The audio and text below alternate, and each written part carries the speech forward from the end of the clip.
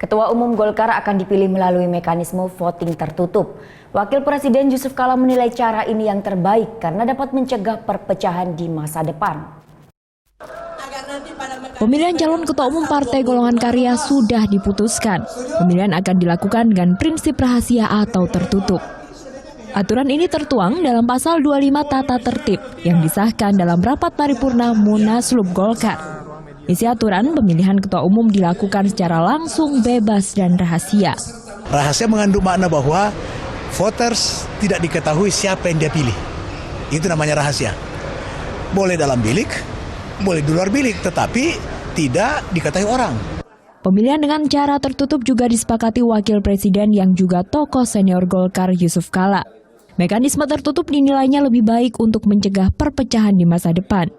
Sebenarnya sudah aturan kalau menyangkut masalah orang harus tertutup. Kenapa?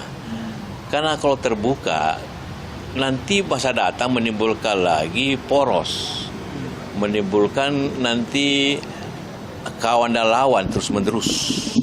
Tapi kalau tertutup kan rahasia sehingga yang paling penting hasil akhirnya. Perihal mekanisme pemilihan Ketua Umum Golkar, tertutup atau terbuka sempat timbulkan suasana panas di Munaslup yang digelar di Denpasar, Bali ini.